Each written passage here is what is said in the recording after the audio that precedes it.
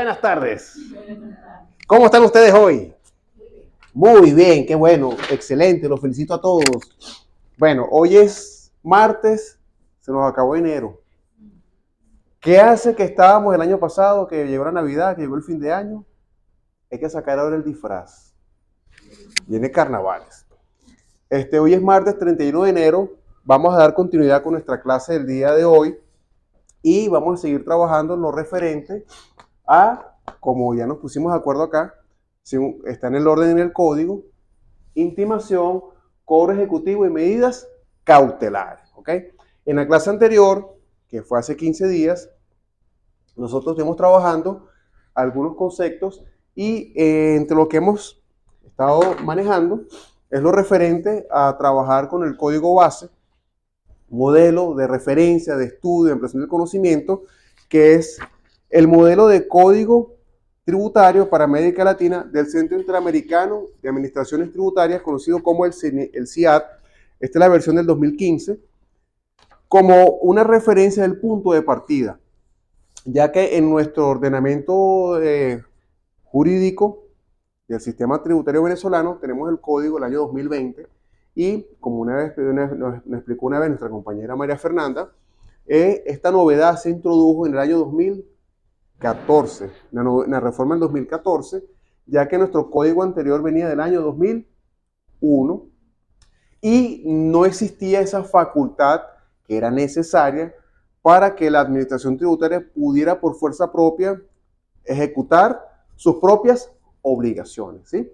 Retomando algunos puntos que hablamos en aquel momento, en esa clase, fue la novedad que se introdujo, a pesar de que había un error en la técnica legislativa, de que el procedimiento establecido en el Código del 2001 se establecía como juicio ejecutivo.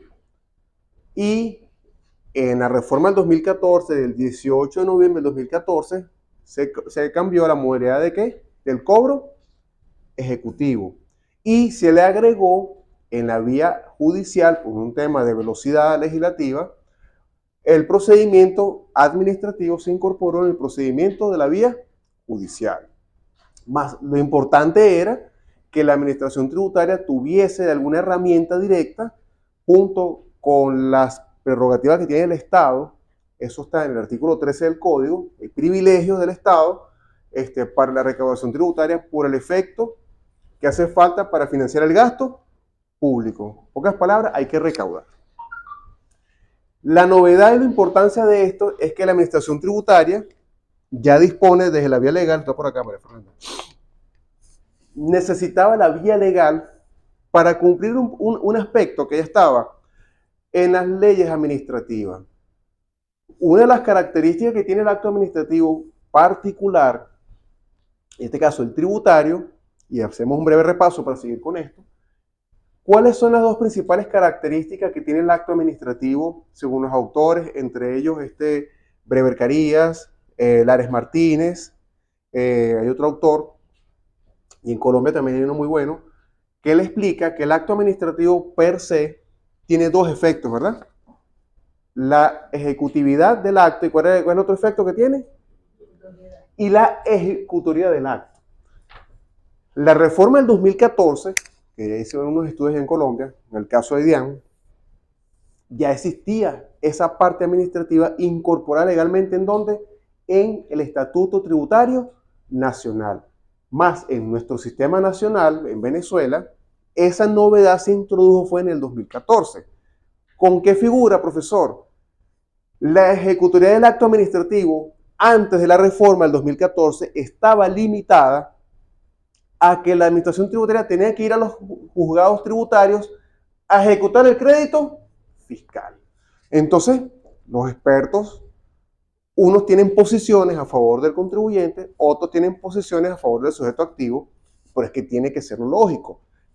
Partiendo del punto desde el puro de derecho administrativo, obviando la parte tributaria, el acto administrativo, la ejecutoría del acto es sencillamente hacer efectiva el cumplimiento de la ley. Entonces, en nuestro caso, la Administración Tributaria Nacional, el CENIAT, la municipal, que son los municipios, necesitaban, por ese vacío legal, de que su propio acto administrativo tributario usted mismo lo pueda ejecutar, pero no tenía el fundamento legal. ¿Y cómo le íbamos a ejecutar? Entonces, sencillamente estaban unas primeras bases que ya hemos hablado en otras oportunidades, lo que es el artículo 158 del Código, ¿se recuerdan? Lo no previsto aquí se regulará supletoriamente por las leyes administrativas o por las leyes judiciales. Pero tanto en la ley administrativa como en la ley judicial no hay un procedimiento específico para que ese acto administrativo de naturaleza tributaria usted mismo lo pudiera ejecutar. Usted sencillamente puede ejecutar la verificación o la fiscalización hacia su acta de reparo o su resolución administrativa y cómo yo recaudo. Entonces el contribuyente decía, bueno, usted me cobre, veremos cómo hacemos. Entonces, producto de esa necesidad, de esa fuerza legal, se reforma, entre otras cosas, por otros principios, el Código del 2001 y eso estaba dispuesto en la disposición transitoria quinta de la Constitución. ¿Ustedes la llegaron a revisar, la disposición transitoria quinta? ¿Quién tiene por ahí la Constitución a la mano? Magistrada Brenda. Disposición transitoria quinta. Hay una parte, creo que es, no me acuerdo cuál es el numeral, que establece dotar a la administración tributaria de mecanismos más expeditos para los fines de la recaudación tributaria. ¿Lo puedes leer todos, porfa? Disposición transitoria quinta. Y en el término no mayor a ¿cuánto tiempo? A un año, se llevará a cabo una reforma tributaria la cual contendrá, ¿sí o no? Ya lo completo, magistrada. Una pausa. Ya va. Entonces va a poner bueno. Porque hoy vamos a entrar un poquito más antes de seguir con el código CIAT. Fíjense lo siguiente. Una de las cosas, crítica personal, mía personal, y por eso está grabado ahí, es que si el Estado requería o requiere financiamiento del gasto público y fortalecer a sus instituciones, en este caso la administración tributaria, en este caso la nacional, ¿por qué nos tardamos cuántos años? Desde el 2000 hasta el 2014, ¿cuántos años? 13 años. Para reformar el código. ¿Qué hicimos en tantos años? Todavía no armonizado. También está la Constitución. 156 numeral 13, todavía no, Brenda. Ahorita es que estamos discutiendo la ley orgánica de armonización tributaria. 22 años de retraso. 22 años. No, quítale este año que está rodando. Bueno, sí, desde el... No, pues vamos a darle el 22. 22 años de retraso. O sea, ya va. Eso me va a disculpar. Pero yo sé que la política es importante, yo sé, pero yo creo que las finanzas del Estado y el fortalecimiento de las instituciones es mucho más importante. Porque, ¿cómo recaudamos? ¿Cierto? Entonces, igualito, 14 años más o menos, desde el 2000, el código del 2000, porque se reformó el código del anterior al del 2001, porque era necesario con la nueva constitución. Se recuerda que en un momento hablamos de ese análisis, ¿cierto? No podía trabajar con el código anterior.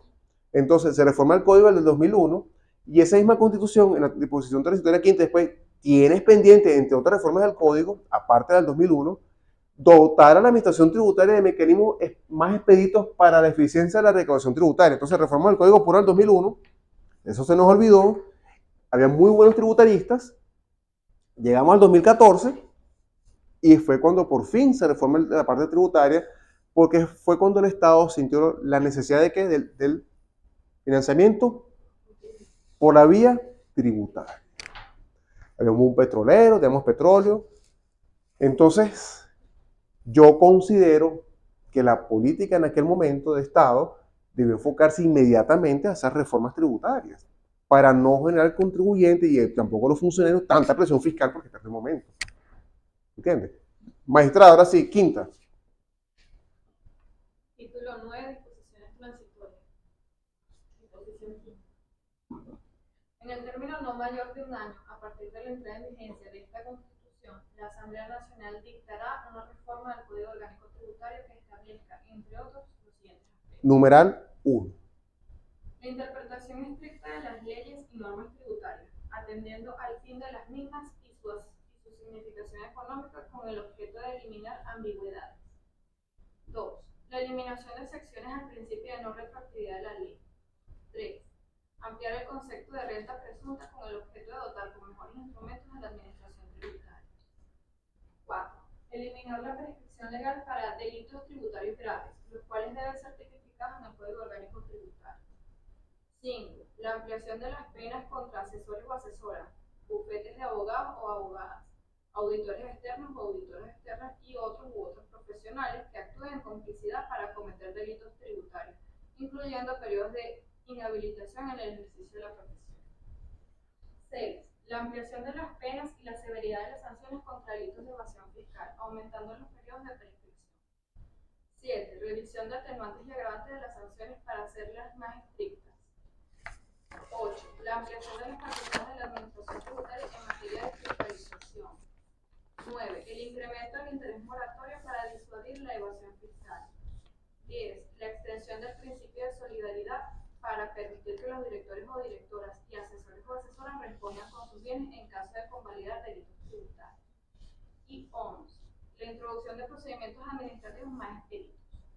La introducción de procedimientos administrativos más. Ahí está la base, y los que quieran hacer un trabajo de grado sobre nuestro punto, la base está en el numeral 11 de la disposición transitoria quinta, la introducción de procedimientos administrativos más expeditos. Pero eso fue genérico, ¿cierto? Ahí en parte, se tomó para las reformas del código que se ha hecho, que solamente se ha hecho ¿cuántas reformas? 2014 y 2000. Y con tantas materias que hay que resolver, nada más hemos hecho 2 reformas. ¿Del 2001? Ah, bueno, del 2001. Claro, no, después de esa. 14, ajá, porque tienen que verse obligados por el cambio de constitución. Pero quedó pendiente todavía la extensión de la solidaridad, o sea, muchas cosas ahí. Y en parte, con el 11, la introducción de procedimientos administrativos más expeditos. Y en parte, ya sabiendo los clásicos, que es la fiscalización y la verificación, entre otros, en la parte de recaudación, ¿qué procedimiento expedito nos hacía falta para recaudar nosotros? El cobro ejecutivo y la intimación, el orden del código, ¿verdad? ¿Por qué? Porque la administración tributaria no va a esperar, pues, mandar a un abogado, no va a mandar a Yovan para los juzgados a ejecutar el crédito fiscal. ¿Qué sentido tiene ese? Porque estamos rompiendo, como dijimos hace un momento, ese principio de la ejecutoriedad del acto administrativo. Porque está el principio de la ejecutividad y la ejecutoriedad, ¿verdad? Entonces, está ejecutivamente hecho, pero ¿cómo lo ejecuto si el contribuyente no cumple por sí mismo la obligación tributaria que nació, ¿cierto? En la clase anterior, trabajando con el modelo del CIAT, como ya les expliqué, vimos una parte. Y entre esas partes hablamos algunos aspectos puntuales y entre las primeras pautas que se establecen acá, que este es un procedimiento netamente de la administración tributaria para que por sí misma, ella misma pueda hacer efectivo esa ejecutoría del acto tributario que tiene con qué fin la recaudación. En el 2014, cuando se aprueba el código en noviembre y entró en vigencia en su momento, los tribunales contenciosos tributarios, las causas que ya estaban decididas, que iban a fase de ejecución, fueron remitidas ¿a dónde? A la Administración Tributaria Nacional. Después, en el 2015, se hace la providencia, creo que es la 008, ¿no? Por la cual se crea la división de cobro ejecutivo, medidas cautelares y se reforman algunas gerencias, algo de eso. ¿Por qué? Porque sí, muy bien, me diste la facultad por el código, pero yo internamente, como administración tributaria, para yo decirle a mis funcionarios, hagan esto, hagan lo otro, tengo que tener mi base legal, ¿verdad? Entonces, cuando hagamos nuestra intimación, que quizás hacemos un ejercicio práctico, yo tengo que citar mi fundamento legal, que va a partir desde la Constitución, obviamente, nuestro Código Orgánico Tributario y la Providencia 008, porque después internamente esa providencia creó las diferentes dependencias internas. Entonces, que está Wilder, que está cobro ejecutivo, servicios jurídicos, o sea, como está en la providencia. Pregunto, apartando de lo que está en esas divisiones, ¿ustedes conocen toda esa providencia? ¿El resto, los compañeros? ¿La han revisado? ¿No la han revisado? La 008. ¿No? Ok, tomen nota. Es importante, fíjate, por eso es que para ir trabajando en varias cosas, yo se los voy a tener impresa igual, ¿no? Revisar, la vamos a ir revisando, ¿ok? Revisar la providencia administrativa, CENIAD 008 del 2015. En esta providencia se reestructuran los servicios jurídicos del CENIAD y se crea la división de cobro ejecutivo y medidas cautelares. Pero no, pero el resto de los compañeros. Sí, sí. Claro, pero por eso, ¿qué es lo que quiero yo? Porque ya ustedes, uno están trabajando con esas áreas, pero quizás Francis no está en esa área empapada, ¿verdad que no? Por allá, ¿quién más por allá? ¿Quién más no está empapado del área? Ok, entonces los compañeros que no tengan, no es una actividad investigativa, ¿ok? Los compañeros que no tengan conocimiento de esta providencia, la van a revisar, la leen, ¿ok? Hay que decirle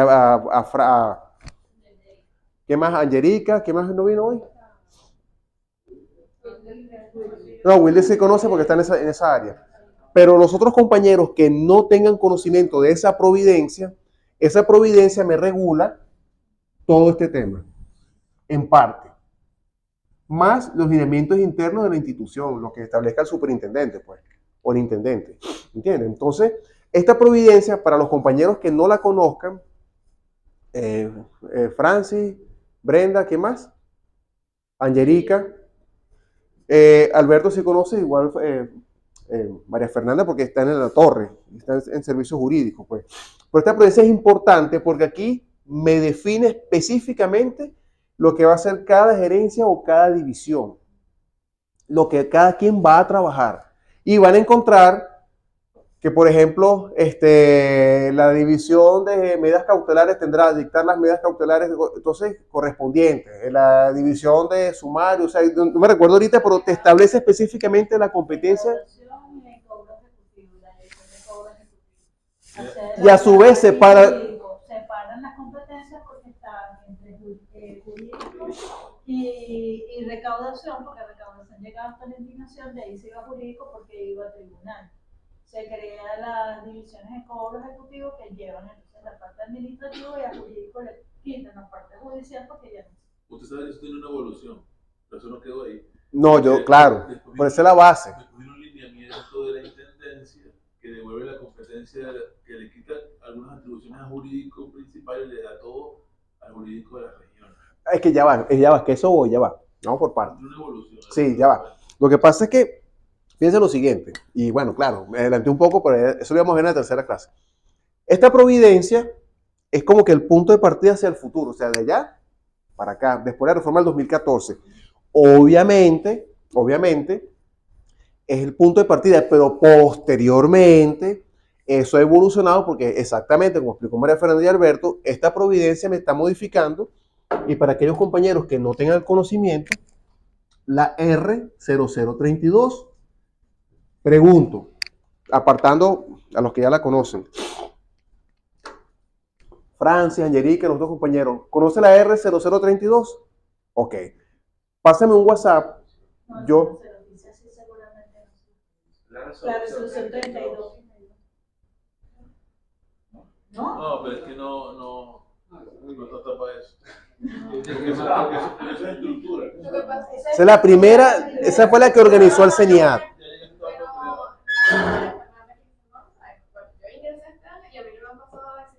Yo tenía nada más 31 días del pasado, tenemos un año pasado.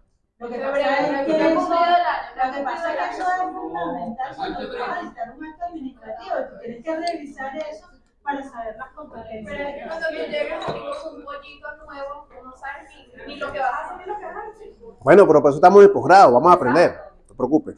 Tú, Francis, ¿sabías algo de eso? Y fíjate, ya está por allá, pero no importa, mira.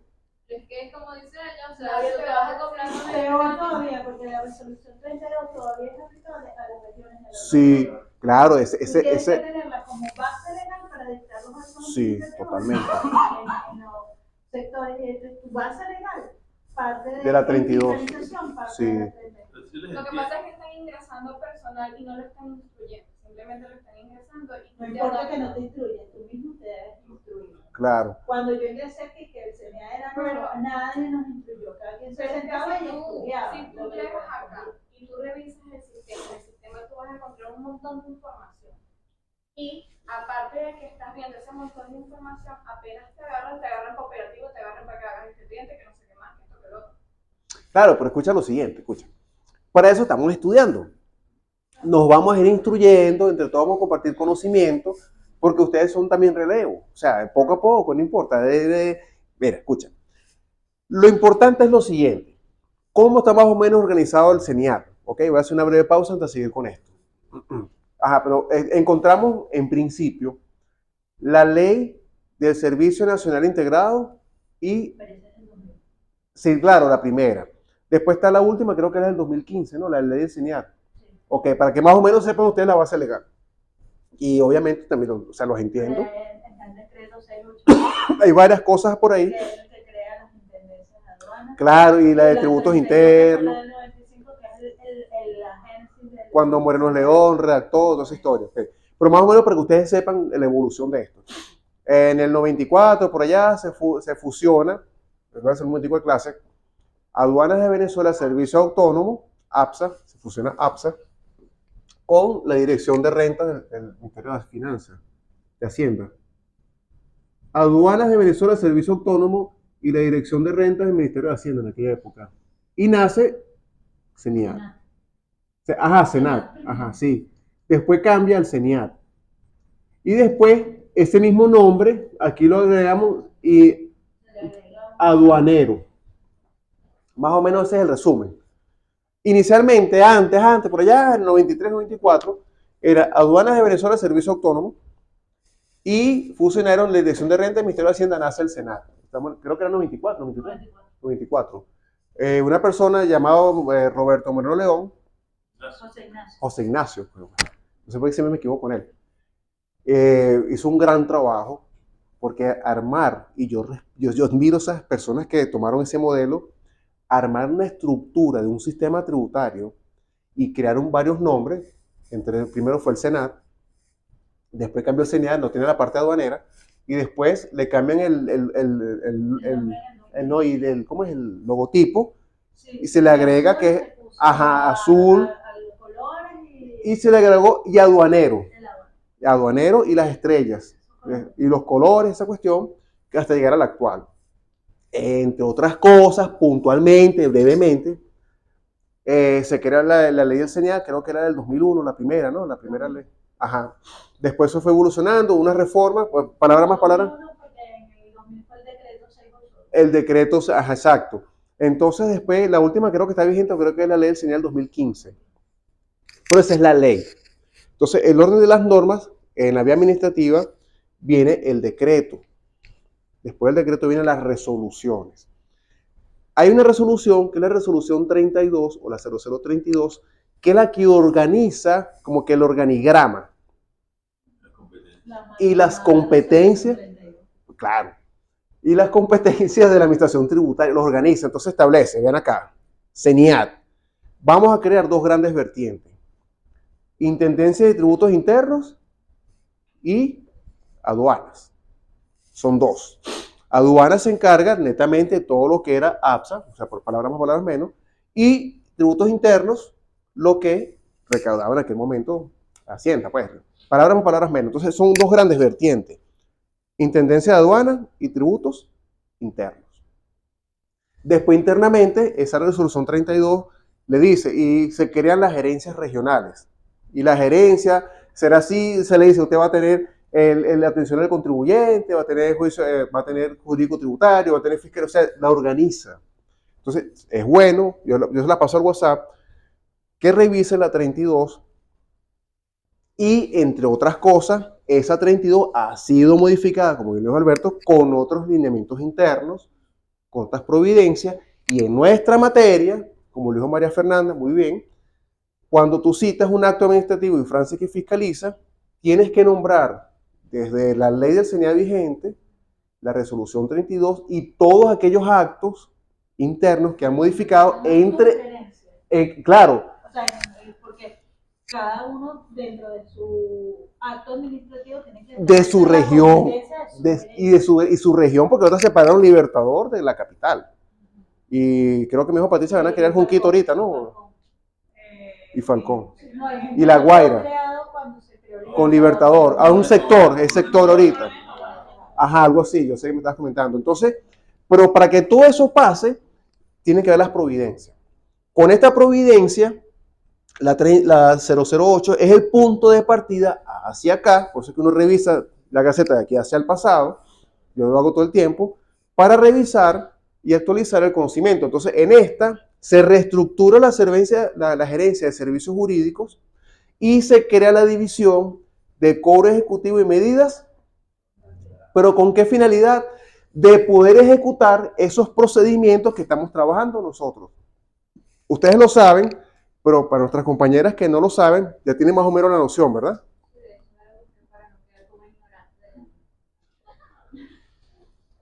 Entonces, fíjense lo siguiente. Somos el mismo equipo, ¿qué es eso? Fíjate. Entonces, fíjate lo siguiente. En base a esta providencia hacia acá, hay otros lineamientos internos que se le van delegando a las regiones. O sea, porque tú no puedes llegar aquí. Voy a tomar el agua. Eso no gustó. Claro. El 08, después que entraron a verlo, no les gustó. Sí, porque. No les expedito, no pueden ir todo a Caracas. Eso se dijo bastante. Pero no salió así. Pero no. Y después tuvo que hacer un lineamiento, entonces las regiones se quedaron con toda la competencia. Se quedó Caracas entonces. Por eso es que la torre está tan sola, entre otras cosas. ¿Por qué? Porque a las regiones, y claro, eso tiene un tema interno de la institución, que yo podría revisar algunas cosas. ¿Qué pasa? Tienes que, como que tus hijos están creciendo. Entonces, en principio eso estaba centrado en la torre, antes de la reforma, pero ahorita a las regiones, a las gerencias, se les ha dado como que más autonomía. Pero de aquí salen los lineamientos igual. O sea, aquí salen lineamientos que es como que la casa matriz, pues, la torre principal, y cada región son sucursales, para que lo podamos entender más fácil. Pero las regiones tienen que tener su autonomía dentro de la legalidad. ¿Ok? Los gerentes regionales no pueden excederse ni de las normativas internas, lineamientos circulares, manuales, procedimientos y las bases legales. Entonces, ¿qué sucede?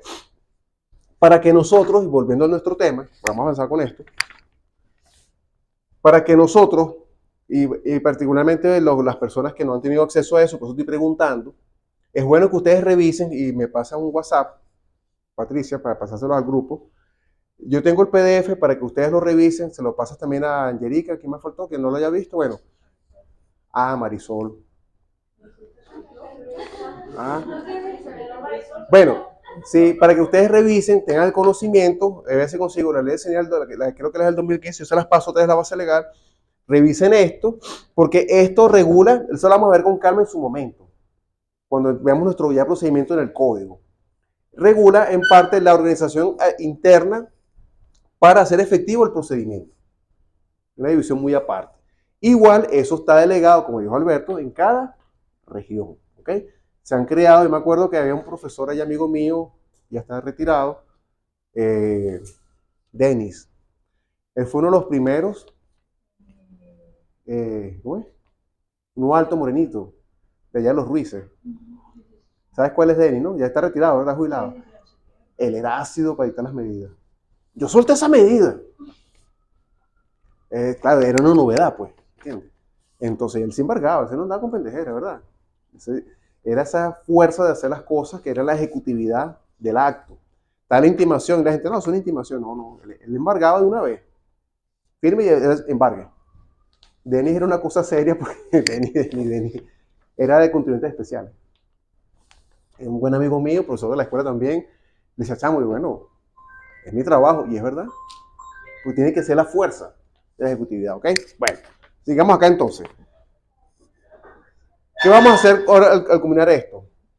En la siguiente clase, como estamos grabando, vamos a estudiar el cobro coactivo en Colombia por medio del Estatuto Tributario Nacional, el que aplica la DIAN, y al final de ambas clases, cuando terminemos esa clase, vamos a hacer un análisis comparativo de esta copia que le voy a dejar a ustedes junto con la copia del Estatuto Tributario colombiano.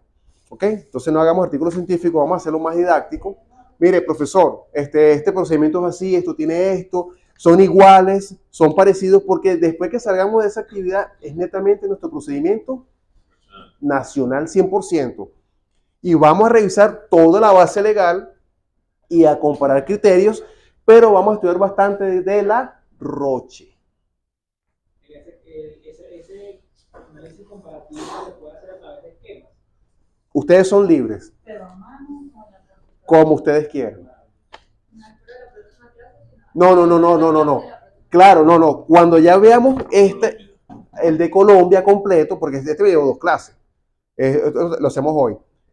Ustedes, esa clase, así como hoy les entrego esto, ustedes lo trabajan con calma en la computadora, no tengo ningún problema, pero yo lo que quiero es que ustedes digan, bueno, el CIA tal cosa, Indian Colombia tal cosa.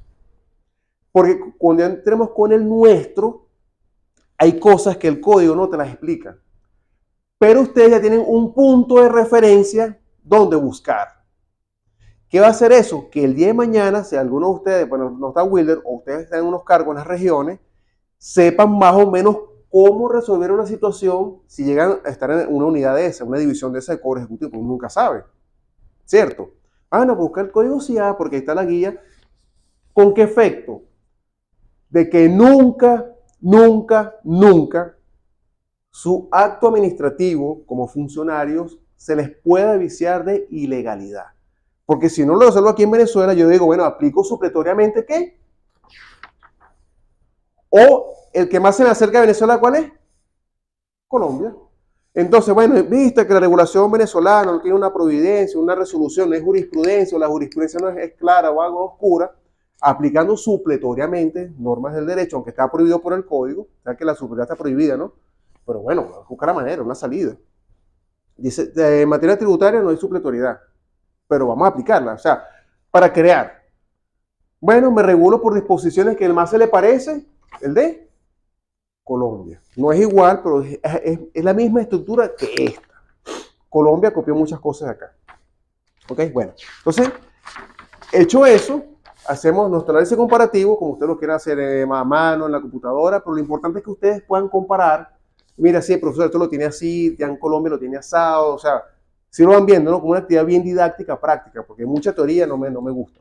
¿Sí? ¿Se entendió esta parte? ¿Sí? Bueno, sigamos acá, fíjense. Para culminar esta segunda parte de las bases que estamos tomando para entender nuestro procedimiento de intimación, cobro ejecutivo y medidas cautelares, según el Código del 2020, vamos a seguir repasando brevemente las bases que estamos tomando del código modelo para América Latina, que es el del CIAT. Esta copia de usted, como les expliqué, ¿bien? Ajá, naturaleza del procedimiento. Estamos aquí entonces, artículo 138, y este procedimiento se caracteriza por lo siguiente. Fíjense lo siguiente. Naturaleza y no acumulación del procedimiento de cobro ejecutivo. El procedimiento de cobro ejecutivo será exclusivamente de naturaleza ¿qué? Administrativa. Ajá, profesor.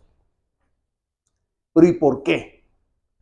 Como ya explicamos ahorita, el acto administrativo puro y simple, que no es tributario, tiene fuerza de ejecutividad y ejecutoriedad del acto, ¿verdad? ¿Qué nos faltaba a nosotros, según la disposición transitoria quinta? Dotar a la administración tributaria de procedimientos administrativos más expeditos.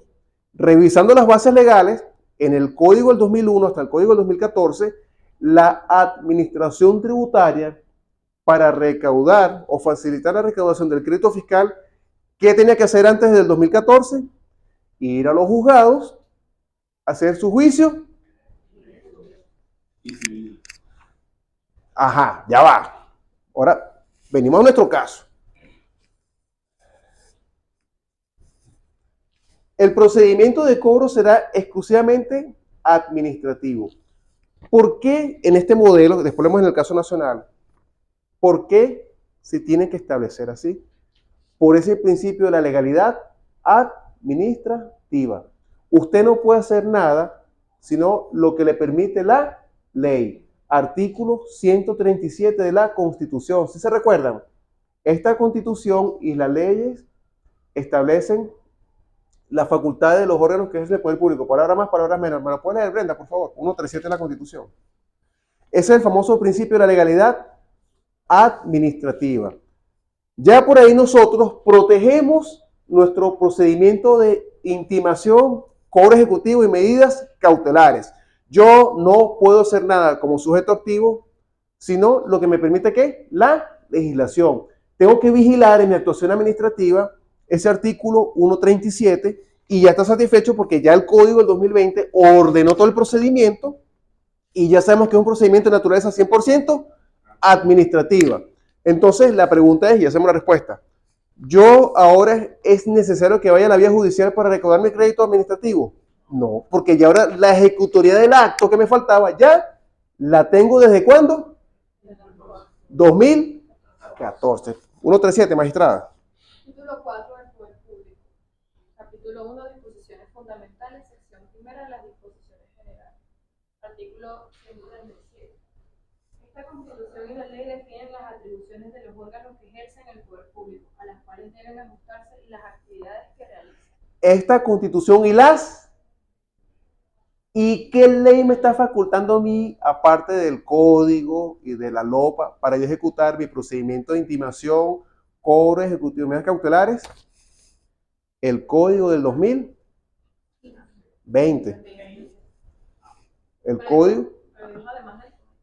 Claro, no, porque estamos diciendo que yo tengo que vigilar, y eso fue lo que hizo el legislador en el 2014 y en el 2020, mi base legal, porque de conformidad con esto, y lo vamos a ver también en el caso de Venezuela, la administración tributaria forma parte del poder público y en nuestro caso la nacional únicamente va a ser lo que le permite la Constitución, ya está claro, y las leyes.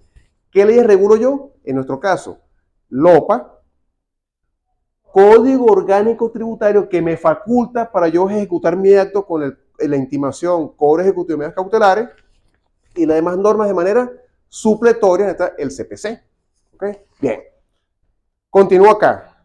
La competencia para entender del mismo y resolver todos sus incidentes es exclusiva de la administración tributaria. Entonces, si esto es así, ¿quién tiene la competencia para entender, resolver, iniciar, cerrar, tramitar? Todo, desde la oposición a la medida, desde la oposición a la intimación, desde la oposición a todo. ¿Quién? La sede administrativa. ¿Y cuál es la esencia de esto? La ejecutoría del acto. Pero ¿cuál es el acto ejecutorio? ¿Cuál sería? En su conocimiento. ¿Cuál sería el acto ejecutorio que vamos a ejecutar?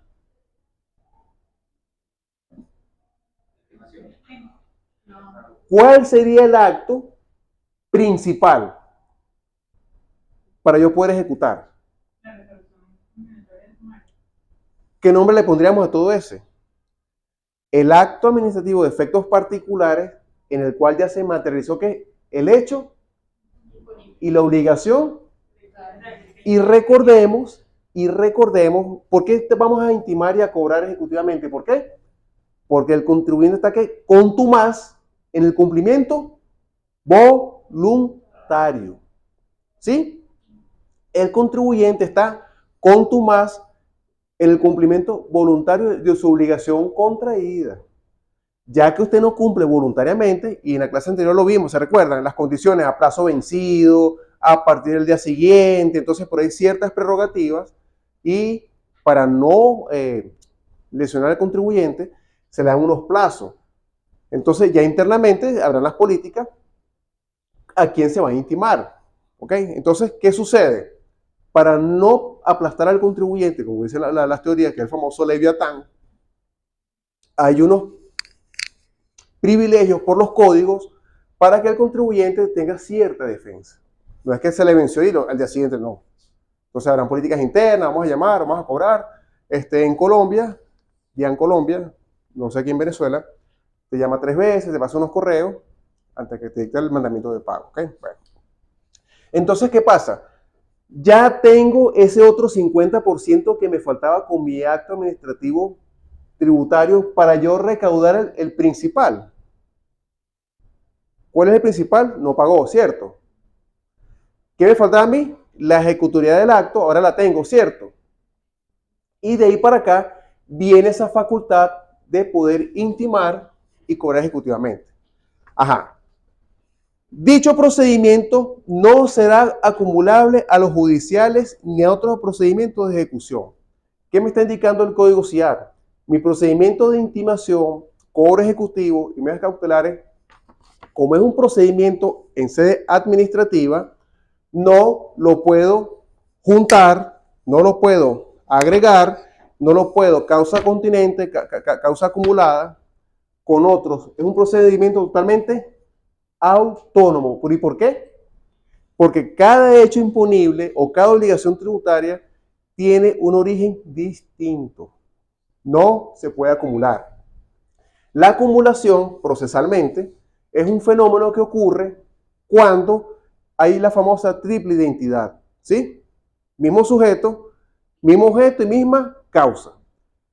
Como estos son procedimientos, usted no me puede acumular a mí un procedimiento de, por decir algo, de intimación porque usted no pagó retenciones del IVA con un procedimiento de recuperación de créditos fiscales, por decir algo, por decir una locura. ¿Son compatibles? No, son procedimientos ineptos. Entonces, exactamente pasa con esto. La intimación y el cobro ejecutivo, las medidas cautelares, es un procedimiento totalmente autónomo. No se acumula, no se comparte, es exclusivo, único de ese principio de la particularidad del acto administrativo, de una sola persona. Quizás de los tres elementos, solamente se dan dos. Mismos sujetos. ¿Quiénes son los sujetos? Sujeto activo, sujeto pasivo. Objeto. ¿Cuál es el objeto? En principio, recaudar. ¿Dónde varía? En la causa. Porque una cosa es que usted esté en mora del cumplimiento voluntario, otra cosa es que yo lo obligue forzosamente. Ya ahí se rompe la triple identidad, por eso es que no es acumulable. ¿Se ven a escuchar algo de eso, verdad? La acumulación procesal en vía administrativa o vía judicial. Entonces, automáticamente es administrativo, no acumulable. ¿Se va entendiendo? Ok. Su iniciación o continuación no se suspenderá por la iniciación de aquellos salvos en los casos previstos. Entonces, ¿qué sucede? No tiene que ver este procedimiento con ninguna otra intimación siempre y cuando no se produzca la triple identidad, que no se va a producir en algunos casos. Ok. Después tengo acá, como un procedimiento de naturaleza administrativa, hay unas bases, unas reglas, según el Código CIAT, para el orden de prelación de los créditos. Si ustedes revisan el Código Orgánico Tributario, el código establece un orden de imputación para los pagos. ¿Lo han visto? ¿Cierto? Se pagarán, ¿qué más o menos, María Fernanda? Las deudas más atrasadas. Primero las más antiguas, Ajá. después los impuestos, los intereses, sanciones de último. Ok, exactamente. Con la intimación se aplica, y esto es importante, se aplica supletoriamente cuando estemos en el caso nacional, lo vamos a ver. Usted va a intimar tomando en consideración ese mismo orden de aplicación para el pago del tributo que está en el código del 2020. ¿Okay? Usted va a intimar, según lo que tenga recaudación con cobro ejecutivo, o sea, hay que ver internamente, esos tributos que tenga el contribuyente que sean los más antiguos. ¿Pero por qué tienen que ser los más antiguos? ¿Por qué tema? Por la prescripción. ¿Ve? Entonces, ya eso es algo interno de la institución, ver las políticas de recaudación. Los que vamos a intimar, los que vamos a cobrar, tengo que respetar esa imputación de los pagos que está en el código y llevar con recaudación, mira, quiénes son los más antiguos, si han cobrado, si han pagado, si hay recursos, si hay consultas. O sea, es un tema de organización interna bastante complejo y obviamente apoyarse en el sistema. Esa intimación se recomienda, dicen los expertos, se recomienda, según la premura del crédito fiscal, respetar esa imputación del orden de los pagos. ¿Okay? Bien. Conclusión. El procedimiento es de qué naturaleza? 100% administrativa, ¿verdad? ¿Lo ejecuta quién? La administración tributaria. ¿Y bajo qué supuesto? Bajo el supuesto de la ejecutoriedad del acto administrativo. ¿Por cuál acto? El principal. Porque la intimación se puede aplicar aquí el principio jurídico que establece que lo accesorio sigue la suerte de lo principal. ¿Cuál es el principal? El que está en mora. ¿Qué pudiera verse con la intimación? Como algo accesorio a la causa principal. Por eso es que tampoco se puede acumular, porque no es un procedimiento 100% autónomo. ¿Qué necesita? Una causa petente, una causa de pedir, una causa pendiente. ¿Cuál es la causa pendiente? Administrativamente, usted no pagó voluntariamente. Entonces, ¿es 100% autónomo? No. Depende de una obligación de crédito fiscal líquida, exigible y de plazo vencido. ¿Sí? Ya veremos en nuestro caso si ejerció recurso, no ejerció recurso, si está prescrita, si la reconversión monetaria, porque aquí este procedimiento hay que trabajar otras cosas que no están en el temario, pero yo las voy a agregar, porque habría que analizar el efecto de la reconversión monetaria del 2018, la del 2021. Yo he escuchado a algunos autores, he leído alguna jurisprudencia, ¿no? O criterios, no está jurisprudencia, pero eso es un tema más enredado. No, y eso se perdió por la reconversión. Y yo, ¿qué? Hay lo que se llama indexación. La indexación. No, que al dividir entre 1 millón se perdió. Se indexa. Yo hice un ejercicio y me dio numérico. Pero no se pierde. Se indexa o se actualiza monetariamente porque se pierden las cuentas. Pero bueno.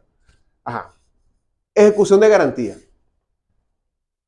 Según el CIAT, en su artículo 139, una de las condiciones que tiene el cobro ejecutivo, según el CIAT, porque el caso nacional es nuestro, es que si antes de intimar o de hacer cobrar ejecutivamente, quizás el contribuyente, pudo haber constituido un crédito fiscal garantizado con alguna garantía. En el caso nacional, el artículo 13 del Código Orgánico Tributario, que lo tiene Brenda. Brenda, por favor, léame el artículo 13 del Código. ¿Cómo se asegura la obligación tributaria?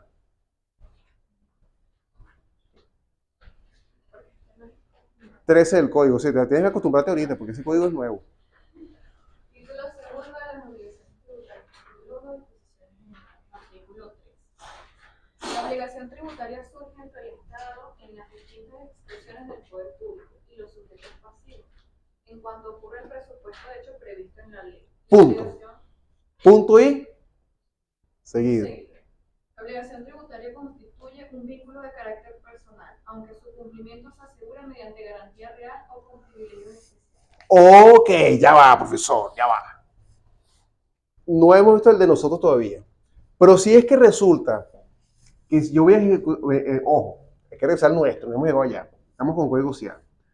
Si yo voy a iniciar un procedimiento en sede administrativa de cobro ejecutivo, nos hablemos de Venezuela, pero yo en la administración tributaria detecto que existen algunas garantías reales o personales del contribuyente en las cuales yo tengo ciertas facilidades. Wilder, ¿qué debo hacer yo? Según CIAT, ¿ejecutar qué? La garantía. Y repasamos aquí entre nosotros y si no aclaramos las ideas. Me acuerdo del profesor que se murió, Santiago Hernández. ¿Cuáles son los tipos de garantía que existen según el código artículo 13? Reales y personales. Vamos a repasar entre todos, no importa. No vamos a poner, no puede ser nombre, pero vamos a repasar entre todos. Tipos de garantía reales y personales. ¿Cuál es la garantía personal por excelencia? Repasemos entre todos, no me preocupe por eso. 13 otra vez, Brenda, punto y seguido. La obligación tributaria. La obligación tributaria constituye un vínculo de carácter personal, aunque su cumplimiento se asegure mediante garantía real o con privilegios especiales. Ok. Garantía real o privilegios especiales. ¿Y cuál sería la garantía personal? No. La principal garantía, ¿cuál? La fianza. Pregunto. Los que estamos acá en ejercicio. En algún momento de la historia del cine de autor que ustedes desde esa época, habían contribuyentes que daban fianzas para cumplir la obligación tributaria cuando no pagaban líquidamente. En aquella época. ¿Aún se sigue aplicando esa línea? La fianza, bancaria. ok, escuchen No esto. cualquier tipo de fianza. Piensen lo siguiente. Entonces yo pudiese, y me adelanto para acá, si yo vengo, llega aquí mi íntima Patricia, digo, no tengo para pagar, pero yo le digo, te ofrezco una fianza bancaria, pudiese la administración tributaria para saldar esa intimación o buscar el amparo, aceptar la fianza bancaria. Sí, por disposición del artículo 13. Pero para ejecutarla, es un pago. No, pues, sí, bueno, claro, tú recibes la fianza para asegurar El crédito fiscal. la obligación, después ejecutar con contrato. Claro, pero... Ahorita, Ajá, no, dime. ahorita generalmente hay muchas, sobre todo aseguradoras, compañías de seguro que tienen como nuevas, que no son de las grandes empresas. Entonces traen unos tipos de fianza que están, que su capital incluso es muy por debajo de la deuda tributaria. De la deuda Entonces, no se hace. ellos no pueden traer porque el código les permite que efectivamente lo traigan, pero traen en privilegio de la Correcto. que fue la revisión. Claro, porque uno lo primero que revisa, inclusive si sea una fianza bancaria, lo primero que revisa es capital social de la empresa contra deuda. El valor de la fianza. O sea, fíjense lo Si siguiente. es mucho menor el capital, ¿con qué me vas a pagar? ¿Con qué me vas a responder? Fíjense lo siguiente, ya va. Es importante que ustedes como funcionarios de administración tributaria y en nuestro posgrado, los demás compañeros que no están en esas áreas, sepan que si llegó a la intimación, o sea, para que ustedes sepan, intimo al contribuyente, lo intimo, ¿verdad? Él tiene ¿cuánto? 5 días. Él dice, bueno, no te puedo pagar, pero te puedo ofrecer en una fianza para garantizar mi crédito fiscal, pero tiene que ser de qué naturaleza, preferiblemente, ¿por qué principio? Por lo que le explica María Fernanda. ¿Quién me está dando la línea? Código CIAT. Tengo 5 días, lo intimé, ¿verdad? Llegó Wilder allá, lo intimó. Tome, Brenda, estás intimada, págame. Y dice Brenda, no tengo plata. Pero Brenda, como hizo el posgrado, ¿verdad? Y el profesor vino a pelear con ustedes, entonces Brenda dice, momentico, Wilder, ya va, cálmate. Como ella mueve aquí cuenta de moneda extranjera allá en Banesco, y es VIP, la llama, tiene un ejecutivo personal, y dice, ¿cuánto es, Wilder? Ah, son 20.000. Ah, por favor, Banesco. Y entonces llega aquí Brenda, bien contenta, y ya. Ya afianzó, ¿verdad? ¿La puedo ejecutar? No, pues ya afianzó. Pero entonces, bueno, yo le voy a pagar. Pero fíjense que es importante, en esos 5 días que tenemos en nuestro caso nacional, el sujeto pasivo, tomando el 3, y como ya me lo avaló Patricia, puede ofrecer en esos 5 días, no pago, pero puedo, ¿qué? Afianzar. Pero esa es la personal, ¿verdad? Ahora vamos con las garantías reales. ¿Cuáles son las garantías reales? Enfiteusis y la anticresis. ¿No se acuerdan? ¿Viste? ¿Está viendo? Así es. Entonces llega aquí Brenda y le dice a Wilder, espérate, ya va. Tengo un inmueble. Entonces está Wilder ahí. Así, voy a recaudar. Tengo la Torre de David.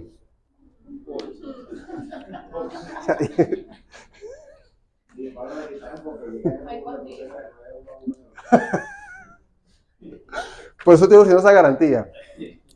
Wilder, cuando hace la investigación patrimonial, dice Brenda, te doy una hipoteca de la Torre de David.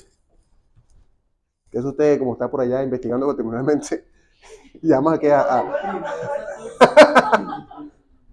Que me la característica del edificio, el primer edificio no sirve. La construcción Claro que sí. no sirve. Está por arriba de un cauce. Por eso no hay terminado de construir. Claro, pero fíjense lo siguiente. Pero no es personal. ¿Ah? Pero no es personal. No, es una garantía real. Estamos en la real. La personal por excelencia la fianza. Ya llegamos a la conclusión, tiene que ser, a que tenga la administración tributaria, ¿qué? Garantía, una fianza bancaria preferiblemente. Ahora dice, no, pero es que yo por favor, yo Banesco, te tengo una torre. Le dice Brenda ya a Wilder, te voy a dar una hipoteca de primer grado o de segundo grado, hay que ver, pues. Yo le doy a la Torre de David. Ahora Wilder te dice, te hipoteco el Sanvil, ¿qué haces tú? De la Candelaria. Ah, entonces, mira, hasta César habló, mira. Ve. Entonces, ¿a qué me refiero yo con esto? Hay muchas cosas. Claro, pero, Depende de la deuda, depende de la- claro, pero igualito. ¿A qué quiero llegar? Claro, esa es Patricia, ¿ves? Por eso, fíjate. ¿Qué es lo importante? Sí, vamos a ver el procedimiento, podemos ver las teorías, pero yo quiero hacerlo teórico práctico. Vamos a la vida real. Ya me intimaron, tengo 5 días para pagar, ¿sí? Yo sujeto pasivo. Bueno, porque ¿qué más puedo hacer? Bueno, vamos para el banco, una fianza bancaria. No, tengo un local, ¿cierto? ¿Qué es lo que quiere la administración tributaria recaudar? O en dinero o en especie. ¿Y cuál sería la especie? Una garantía real, porque yo después llevo los bienes a remate, por aquí se explica algo en el código, vendo esos bienes, porque aquí está la división de custodia, ¿no? De bienes. Viene adjudicado, usted los remata y después usted lo vende y cobra su crédito fiscal, que eso lo veremos en nuestro caso. Pero ¿qué es lo que yo les quiero comentar a ustedes? Partiendo del código CIAT, que en esos 5 días, entre intimación, si hay una garantía por ahí guardada, usted la puede ejecutar o el sujeto pasivo le puede ofrecer, no te puedo pagar, no ejercer ningún recurso, no hay ninguna consulta pendiente, yo puedo, por disposición del 13 del código, ofrecer una fianza bancaria de una institución reconocida o algún bien en hipoteca, un bien real. ¿Se va entendiendo? ¿Con qué intención? De garantizar al contribuyente, mire, usted no tiene nada, lastimosamente, le recargo el 10% y abrimos la siguiente etapa, que es el cobro ejecutivo, porque eso es un proceso que se van a hacer. Y para que yo no le dé a usted una medida cautelar, esos 5 días, usted, si tiene una garantía, se la ejecuto, o usted pudiese ofrecer una garantía, o personal o real. ¿Sí o no? ¿Sí? Ok. Ya nos vamos, ya que rey, falta poco. Fíjense lo siguiente. Entonces, ese punto. Tramitación del embargo. En ese caso, eso está aquí en el material, artículo 140. ¿Qué sucede? Hecho este paso, según el código CIAR, ¿ok? Igual cuando ustedes hagan su estudio comparativo con el de Colombia y ya cuando entremos en nuestro código, que va a pasar en la tercera clase, ya tenemos unas nociones de cómo se manejan esto a nivel de todos los procedimientos que estamos analizando. Fíjense, artículo 140, tramitación del embargo. En caso de no existir garantía suficiente, como ya me dijo María Fernanda, o me dijo ya Patricia, no, pues tengo una empresa de esa de patrimonio que no alcanza. ¿Qué es esto? La torre de David no me sirve. ¿Sí o no? No puede pagar. Ya agoté en esos 5 días internamente a la administración tributaria. ¿Qué voy a hacer yo? Dicto una medida en el procedimiento venezolano, ¿cierto? ¿Qué me dicen ellos aquí? Voy a en el código CIAD. ¿Cómo está en el código nuestro, Alberto? Después de la intimación, ¿no tienes ahí en la mano? Sí, lo estaba leyendo, ¿cierto? Ok. Después, en el 220, ajá. ¿Qué es lo que hace primero la administración tributaria? ¿Qué es esto? ¿Qué es esto aquí? ¿Esto qué es? Una medida cautelar. ¿Ves? Que el código sigue la línea del CIAD. ¿Qué es esto? Acá está, mira. Ok. Ajá. ¿Pero quiere leer? Por encima, brevemente, puntualito, Alberto. Ajá. La administración tributaria designará el 229. Ajá, no importa, después solamente con calma. Pero, Designará a los funcionarios que practicarán el embargo, los cuales se entenderán autorizados a efectuar todas las diligencias necesarias a tal fin y levantarán las actas en las que se especificarán los bienes y derechos embargados y el valor que se les asigne, el cual no podrá ser inferior al precio del mercado. correcto, listo. Entonces, fíjense lo siguiente: el código CIAD me está diciendo que en ese lapso, aplicando en nuestro caso supletorio de 5 días, si hay garantía, se ejecuta. Si no hay nada y él no pagó en la intimación, ¿qué hace la administración tributaria? Dicta su medida cautelar. ¿Cuál es la medida que va a hacer ella? El embargo. Fíjense que esto está extraído del código CIAD, en ese orden. ¿Cómo está nuestro código? Pero son bases. Pero este es el procedimiento de la secuencia original que está allá. Obviamente nuestro código fue modificado. ¿Pero tienen las mismas líneas en generales? Sí. ¿Ves? Entonces, ya Alberto me dijo algo de que los funcionarios actuantes van a realizar ciertas cosas. Vamos a ver qué me dice acá. Decía 140. En caso de no existir garantía suficiente de la deuda, ¿cuáles son las garantías? Personales y reales. ¿Estamos claros ahí, cierto? Por excelencia, ¿cuál sería la hipoteca? ¿Cuál más puede ser? Una prenda, pero ¿qué más tener? ¿Un carro que esté malo? ¿Un poco de cuentas por cobrar? No me puede servir. ¿Ah? O sea, tú vas a poner a los funcionarios de administración tributaria, llame ya, no, yo, deme la plata. O lo ejecuto y se acabó. Pero bueno, es el debido proceso, ¿no? Fíjate. En caso de no existir garantía suficiente de la deuda y el importe de sus accesorios legales, porque me está diciendo que va a cobrar algo administrativo porque tengo un gasto adicional. Por eso es que cuando tú intimas y abres cobro ejecutivo, ¿cuánto es el recargo? 10%. ¿Por qué? Porque tienes un recargo legal de cobranza. Entonces, ahora tengo que pagar la deuda principal, los intereses, más el 10% por la cobranza extrajudicial. Entonces, ¿qué viene siendo este procedimiento completo? Cobranza extrajudicial en vía. ¿Se va entendiendo? Claro, y ustedes trabajan, pero para que más o menos estemos en sintonía. Es la cobranza extrajudicial que hace que la administración tributaria con un procedimiento legalmente establecido. Ok. Se procederá a trabar embargos sobre los bienes del deudor en cuantía suficiente para cubrir el importe de la deuda tributaria. En el embargo se guardará el orden siguiente. Vamos a ver qué le embargamos. Dinero efectivo o en cuentas abiertas en entidades financieras. En la práctica, ¿qué se embarga aquí? Cuentas bancarias, ¿verdad? Porque ¿qué es lo que quiere la administración tributaria? B. Créditos, efectos, valores y derechos realizables en el acto o a corto plazo. Pregunto, y esto fue un caso que me consultaron. ¿En algún momento la administración tributaria ha embargado acciones de empresas? Bueno, voy a enseñar.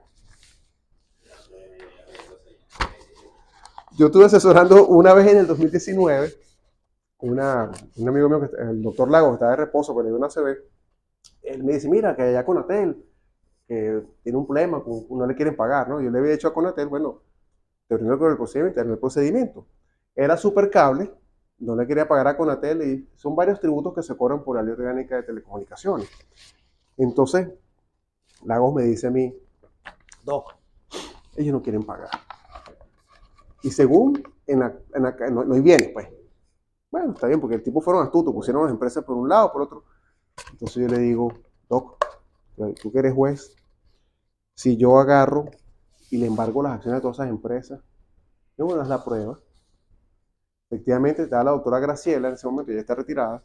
Digo, pero Graciela, vamos a agarrar y embargamos el 80% de las acciones de Supercable, que era una empresa, al día siguiente dictamos la intimación y con una apercibimiento, mira, parece como se ríe, dictamos la intimación con un apercibimiento de que se proceda al cobro ejecutivo y el dictado de una medida cautelar inominada de embargo de, aquí no me lo dice, no, sí, mira, no los créditos, valores y derechos realizables a corto plazo. ¿Y cuáles son esos valores? Las acciones. A los 3 días llegó el árabe de Supercable, plata en mano. Debemos embargar las acciones de toda la empresa. Conatel. Pagó enseguida, todo, apareció la plata. Entonces ese cuento que no tengo plata en la cuenta y les paso el dato a ustedes para que entiendan. Embarguen las acciones de la empresa principal. ¿Qué dice aquí? Embargo. ¿Verdad? No, que yo estoy insolvente, que no tengo flujo de caja, que no tengo... No, pero no se preocupe. Tenemos de socia a Patricia y a Wilder, y a Alberto y a María Fernanda aquí porque son los jefes de la división. Yo embargo las acciones de la empresa, registro mercantil, le dictas ya la medida del registro mercantil, le ponen la nota de marginal. Al decir, ¿a quién le pago? Háganlo. para que se respete la ley. Háganlo. Embarguen, no, que no tengo la cuenta bancaria, no importa. Usted tiene aquí el ICNIA y el CIVI, ¿no? Le embargan todas las acciones. Bueno, tiene tales empresas, ¿verdad? Le embargan todas las acciones. Así mismo. Por eso es que esa disposición transitoria quinta es esa ampliación de la solidaridad. ¿Entienden? Entonces hay que trabajarlo. Ajá. C. Sueldos, salarios y pensiones. Bienes inmuebles. Entonces ven acá. En Venezuela, cuando vemos las medidas cautelares, el embargo, en principio, estaba destinado ¿a qué tipo de bienes? Ah, pero también puede ser bienes muebles. Se habla de embargo, pero también puede aplicarse sobre bienes muebles. ¿Y cuáles son esos bienes muebles? Aquellos que pueden cambiar de un sitio a otro por sí mismos o por fuerza externa. Pero también aquellas cosas que son fungibles. ¿Y cuáles son cosas fungibles? El dinero, títulos, valores. ¿Y qué son las acciones? Títulos, valores. ¿Qué le puede embargar? Las acciones de la empresa. No, que no tengo plata, no se preocupe, le embargamos las acciones y ya. Somos socios. Allá apareció la del supercable, ¿dónde pago? Me dijo Graciela, tú si eres malo. Y digo, ¿tú me estás preguntando? La cara Patricia. Esto es lo bueno en los posgrados. Hay que aprender. Ajá. Pero es que el 239 es claro porque separa embargos preventivos, inmuebles y garantías. ¿Qué tipo de embargo sería en la apertura del procedimiento de cobro ejecutivo? Preventivo. Exactamente. Ya intimé. 5 días. No pagó. No dio garantía personal. No dio garantía real. ¿Cierto? Venció el plazo. ¿Qué se apertura automáticamente? Cobro ejecutivo. Recargo por gasto administrativo, cobranza extrajudicial. 10%. Y se puso aquí a analizar la administración tributaria. Bien. Dame el estado de cuenta. No tiene plata, ¿verdad? ¿Tiene bienes por ahí? No. Bueno, vamos a... embargamos las acciones. Aparece la gente enseguida. Porque no es igual que te congele la cuenta del banco. Bueno, cierra la de Banesco, sigo tratando con mercantil, ¿verdad? A que tú me tranques la empresa. El registrador mercantil, te confirma con el código, se han embargado el 100% de las acciones de constructora Brian Acker y gozo ya. Me embargaron las acciones de la empresa. ¿Qué te duele más, la cuenta del banco o la empresa? O sea que ahora el CENIA es el dueño de la empresa. Está embargado, chavo. Y los trabajadores están embargados. ¿Qué es más grave? ¿La hipoteca o todo el peor con los trabajadores para el empresario? No, la empresa completa. Parece como se ríe, ¿ves? Ya la quieta. Ajá. Bienes inmuebles. Establecimientos mercantiles o industriales, metales preciosos, piedras finas, joyería, orfebrería y antigüedades. ¿Ah? No, pero aquí les voy a dejar el material para que ustedes lo hagan, no me preocupen. Igual vamos a ver toda esta materia en profundidad. Yo siento que no toca en pañal, yo siento que Estamos avanzados. contextualizados o sea, que no sé, la práctica es tan distinta aquí. Alberto, y vuelvo al principio, mira. Es lo que yo me imagino que es el espíritu que ya está recogiendo, porque eso no lo hacen en la región. Yo creo que les comenté a ustedes, tenemos que hacer cambios, ¿verdad? ¿Y cómo logramos el cambio? Por el conocimiento. Lo hice en Conatel y me funcionó. Entonces, vamos a intentar, ojo, siempre dentro del 137. Ustedes tienen facultades que falta desarrollar y poco a poco hay que ir desarrollándolas. Ustedes van viendo, mira, la gerencia puso la recaudación de este mes de $1,000. Bueno, vamos a tener una medida, listo, recaudé 2,000. ¿Qué va a decir el intendente? ¿Se pone bravo? Se pone bravo. Va a decir, lo hicieron bien, porque es como que la otra parte de que ustedes tienen que buscar alternativas legalmente para lograr los fines de la administración tributaria. Es donde viene... Es difícil llegar a estos otros bienes en la investigación patrimonial. Eso es lo que realmente está Es como un procedimiento. porque Sí, para que tú llegues. Porque le dices a Sarén, ajá, ¿qué tiene Brian Acker en todos los registros del país Te inmobiliario? responde al año. Dentro de 4 años le dicen nada, Sí. según ellos ya tienen su sistema automatizado pero no hasta está al día. el 2008. O sea, mejor dicho, Y una cosa así como que de 10 años es que más o menos nos están actualizados. Antes, Y antes, y si es muy para atrás, entonces con libros. Es con libros. antes nosotros teníamos un sistema de una empresa Interconectados, ¿no? Están- que la empresa estaba más actualizada que los registros Claro. inmobiliarios y ellos tomaban la información de los registros inmobiliarios y ahí tú veías que era lo que había para poder hacer la investigación. El procedimiento que patrimonial. correspondiera. Tú igual oficiabas a los registros, pero tú te ibas A la base de para consulta, saber, claro, la base de y consulta. ya sabías, no, mira, eres tú el registro inmobiliario tal que me tienes que contestar, no cualquier registro. Eres tú porque yo sé que ahí él tiene esto y esto registrado. Sí, lo que pasa es que eran empresas que se dedicaban a que se entonces dedicaban a levantar esa información. Pero cuando entonces empezó a salir, no la tengo, está desactualizada. Sí, La anterior, sí. ven y buscan el libro tú, porque yo no lo voy a buscar, no sé qué. Entonces tú dices, ¿y a dónde voy? Sí. ¿Cómo llego a cuáles fueron realmente esos bienes? Claro, las acciones de otra empresa las puedo saber aquí, por el señal. Pero los bienes. Claro, viene la limitación. Pero te digo, entonces puede embargar las acciones. O sea, puede dar, recuerda que nos permite que. Esas generales precisamente son para eso. Sí. Bueno, ok, lo que sea. Entonces, Cualquier por cosa que ejemplo, consiga. he dictado generales de inmuebles y resulta que viene contribuyente y dice, Ya lo yo vendí. voy a vender un Sí. carro y no me dejaron porque Sí. tengo una prohibición aquí. Sí, Y tal, bueno, efectivamente. no importa, o sea, eran inmuebles, yo lo puse bien por inmuebles, pero sí que Claro. todo ya todo.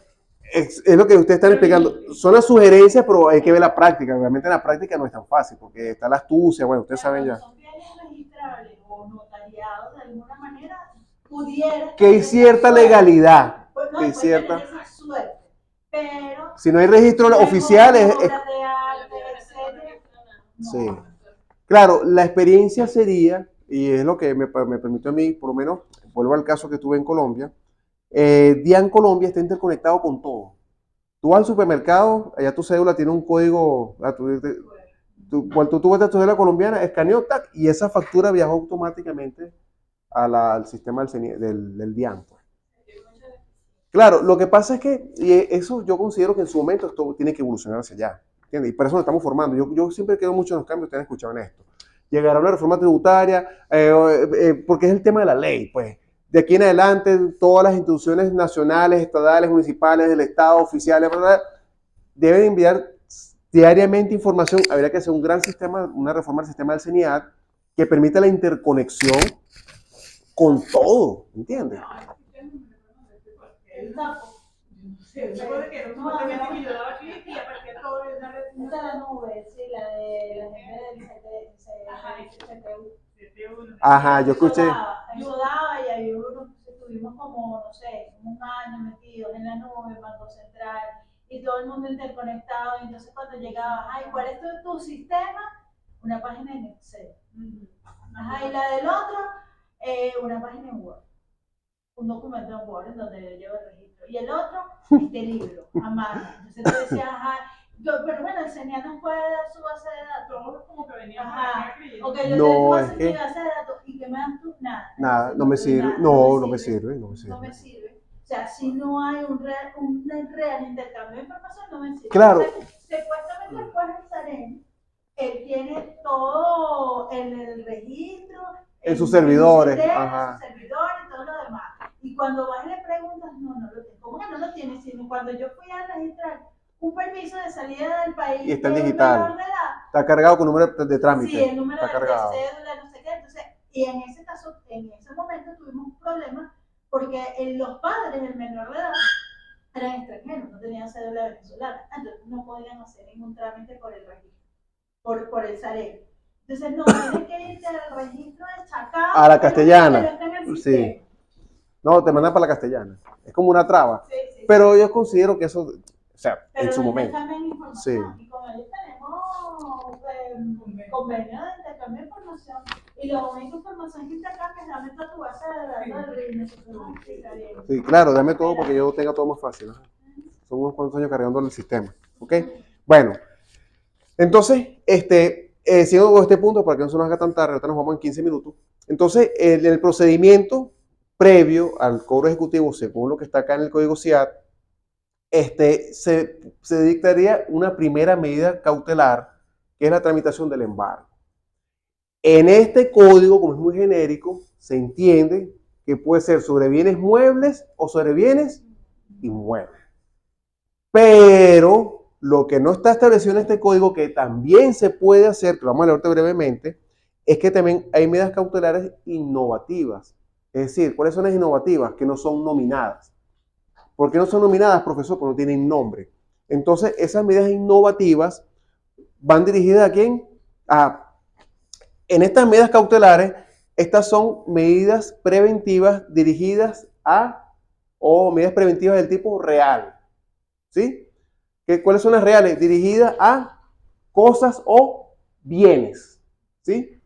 Y se pudiese, que también lo puede ser la administración tributaria por sus facultades del artículo 131, dictar medidas innominadas dirigidas ¿a quién? A la persona que representa al sujeto pasivo.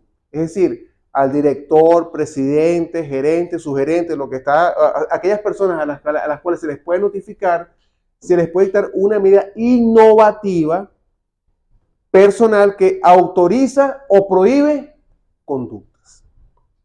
Típica medida, usted pone el precinto, usted no puede sacar nada sin el permiso de la administración. ¿A quién está dirigida la medida?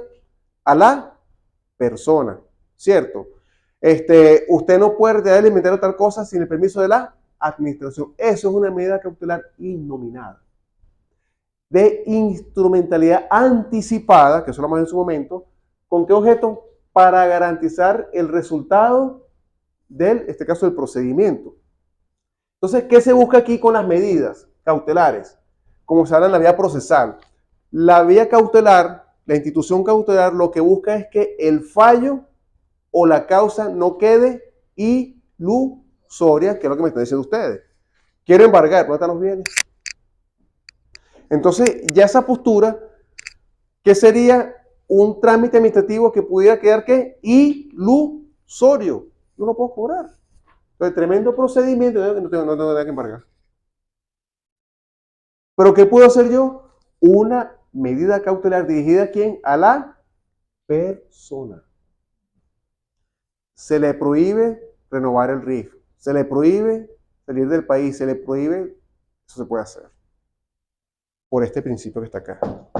Que después cuando vamos a lo explicar, ¿ok? Ajá. Entonces seguimos acá. Dependencias competentes, ajá, profesor. Le damos aquí rapidito para irnos. Las oficinas ejecutoras desarrollarán las actuaciones materiales necesarias para la ejecución de los actos que se dicten en el curso del procedimiento de cobro. Las diligencias, los actos extendidos en ejercicio de las funciones de cobro ejecutivo serán emitidas por los funcionarios que desempeñen puestos de trabajo en oficinas de cobranza y tienen naturaleza de documentos públicos y hacen prueba de los hechos que motiven su formalización, salvo se acredite en contrario. Los funcionarios que desempeñen puestos de trabajo en órganos de cobranza serán considerados agentes de la autoridad cuando lleven a cabo las funciones de cobro que les correspondan y tendrán las mismas facultades y atribuciones reconocidas que los órganos de fiscalización. Es decir, entre otras cosas, los funcionarios que estén en la división de medidas cautelares e intimación se asimilan a los funcionarios en funciones de fiscalización, porque como que van a refiscalizar otra vez para yo poder dictar una medida. Pero ven acá, profesor. En nuestro caso, y lo que hablamos con Alberto y con María Fernanda, y ya lo hablamos hace un momento, que base legal me regula las dependencias competentes, en nuestro caso nacional, la Providencia Administrativa 008 del 2015. Como bien lo explicó Alberto y María Fernanda, es la del punto de partida. De ahí para acá, han habido cambios que se le han delegado a las regiones, han habido modificaciones, pero en el Código CIAD te va dando la línea. ¿Cuáles son las dependencias competentes para tramitar, o los funcionarios competentes para tramitar, en nuestro caso, el procedimiento de intimación, cobro ejecutivo y medidas cautelares?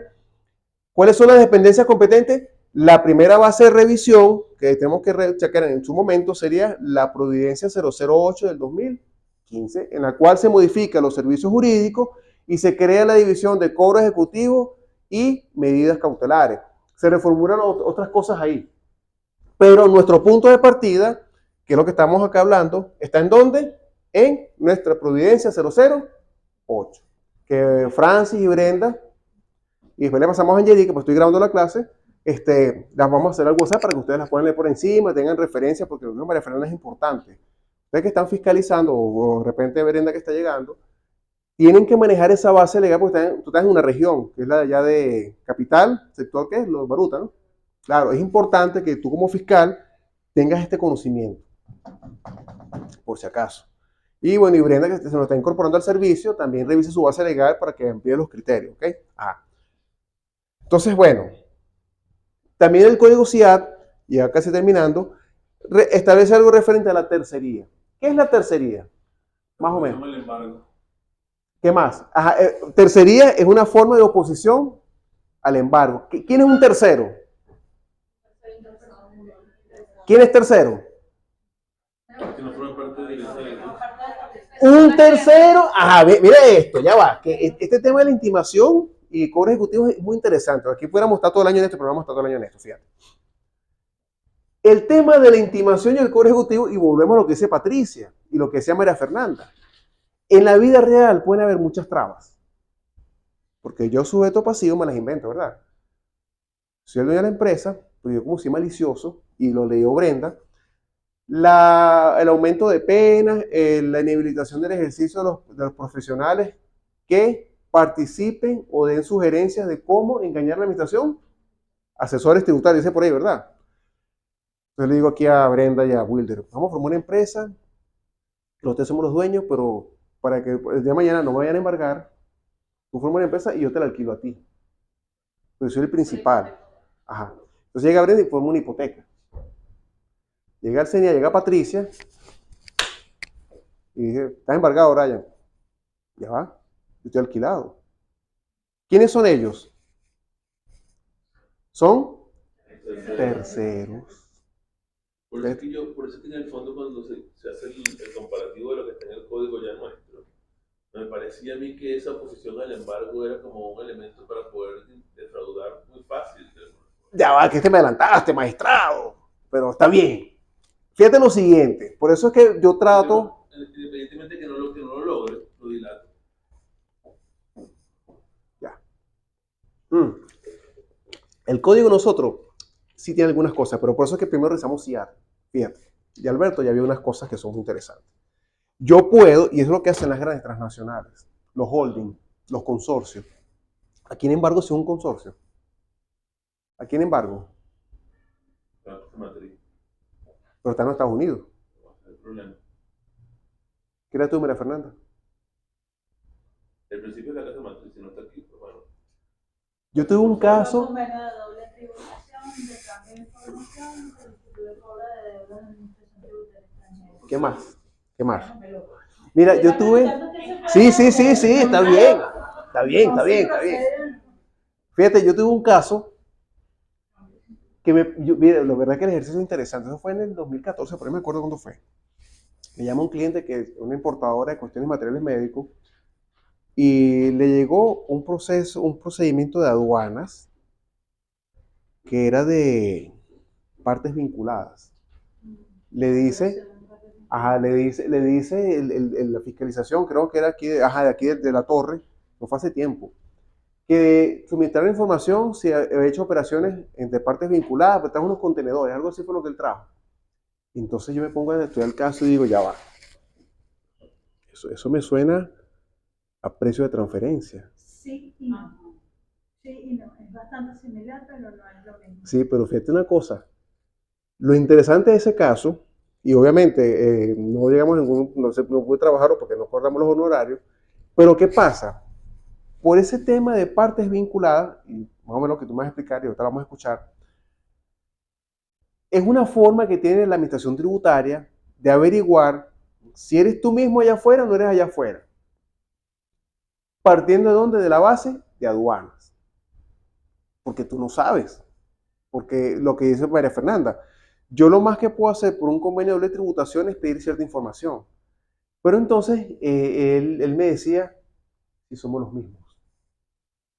Pues ahí tendría que entonces ver que si es una sucursal o una subsidiaria, y el velo corporativo y todo esto, que eso lo hace altamente engorroso.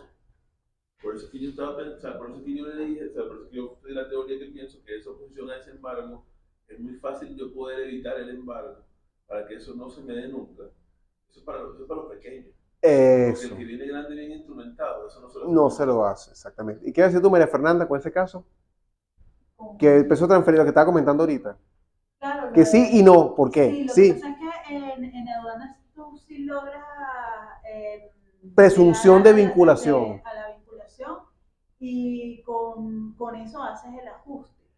Correcto. El valor en cuanto al valor de la mercancía importada, porque obviamente esa vinculación lo que te da en materia aduanera Es un valor. es que tú puedas rebajar el valor realmente pagado por pagar de la mercancía. ¿Por qué? Bueno, porque es que yo te estoy dando A un precio de mercado por encima o por debajo. por debajo del precio del mercado, pero ese otro 40% yo lo puedo suplir con asistencia técnica o con cualquier otra cosa que sí forma parte de correcto, ese valor. correcto. Yo hago el ajuste para que de aquí en adelante tú tienes que declarar el valor en aduana en tanto. Más o menos es lo mismo que se hacen en los métodos de precio de transferencia. Porque están basados en las mismas normas internacionales. Correcto. Se hace más o menos lo mismo, pero no lo aplico a mercancías importadas, sino a relaciones comerciales. Correcto, exacto.